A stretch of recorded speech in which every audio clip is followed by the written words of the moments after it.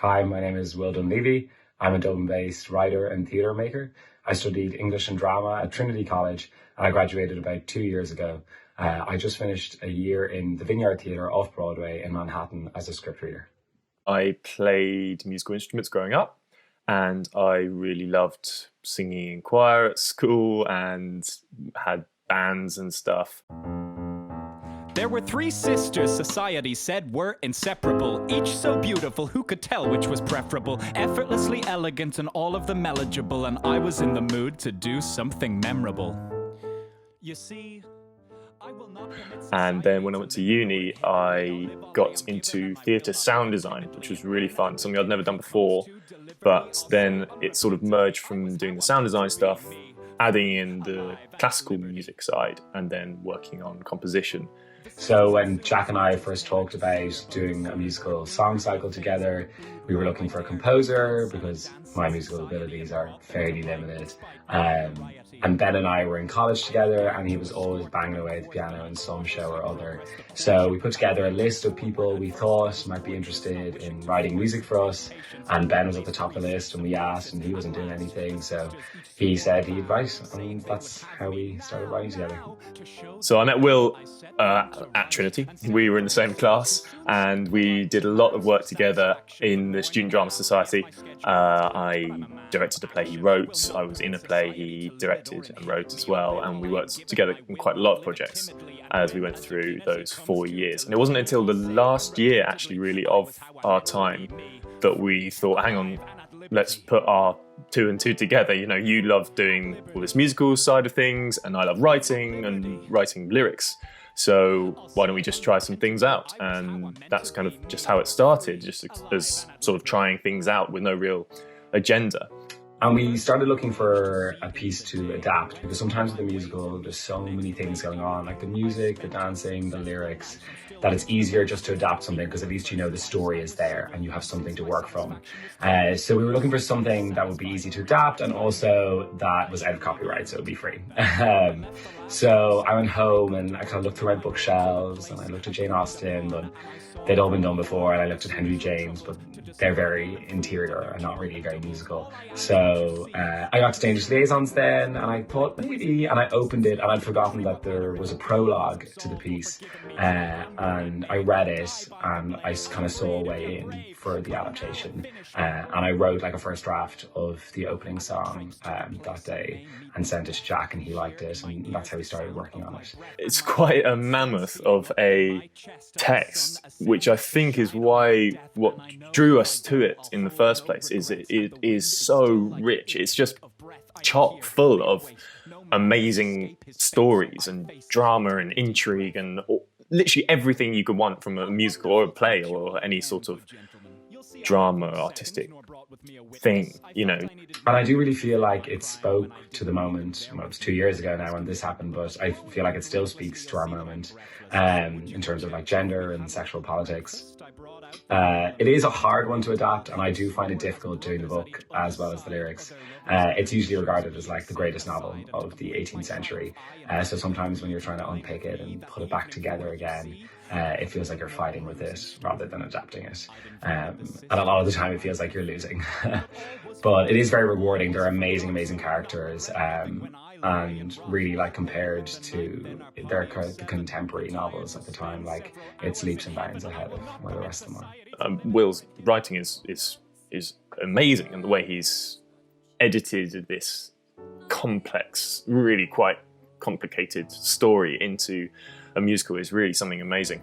But like, because of that, I think that's what drew us to it, that it would be this challenge. It's not simple. It's not like boy meets girl love story. And I think that in this day and age, people want to go to be challenged by things. You know, the new musicals that are coming out are a bit more complicated. They do push like more complicated subjects like Dear Evan Hansen or something like that that's just come out. It deals with things that audiences aren't necessarily comfortable with, and I think that's really good. I think that's really fun. Not to say that old musicals don't do that, but I think people are happy to be challenged in quite a pushing way by something a bit more just intriguing, really. And intrigue is a bit of a buzzword for Dangerous Liaisons because it is full of intrigue. The music for Dangerous Liaisons has been a real challenge, a real fun one. Absolutely. It is complicated in terms of the text and complicated in terms of the rhythm and all the work that's going on internally for that characters and all this kind of layers of stuff before you even get to the kind of basic music of like what the melody is going to sound like. So, and setting and historical timing and all those sorts of things, you know, you have to look at where we are, when we are, all those different things, and mixing genres and thinking how do we write rap songs that would be sung by French aristocracy at the end of the 18th century. You know, you've got these kind of problems, and putting those things together with like a classic piano power ballad is part of what's making this project, I think, really cool and special, is that we're not shying away from any of these big challenges, especially in the writing from Will and I both. I think we're both taking them kind of head on and seeing what comes out.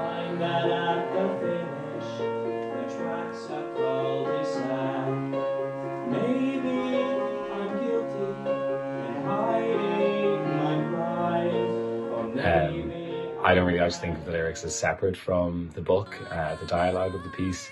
I just tend to think of them as dialogue that just happens to be rhymed and set to music. Lyrics come first, almost always. It's a bit of a chicken and the egg question, and the answer here is the egg. It's the lyrics that come first, usually. But no, that's not to say that the lyrics are set in stone at any point. We work really well together organically, kind of creating this symbiosis of lyric and music, whereby Will will kind of sort of do a first draft, and I'll always be kept up to date with the drafts as he's doing them, and then he'll send me a draft and he'll say I'm doing some rewrites, and I'll write some music and send it on to him. He'll put them to music, he'll send me back the sheet music, I'll have a listen to it. I might have a couple ideas, but usually it's excellent, so there usually aren't many comments, and then I might send it back to him with a few notes, and then we'll go back and forth for a little bit, and that's how we write the song.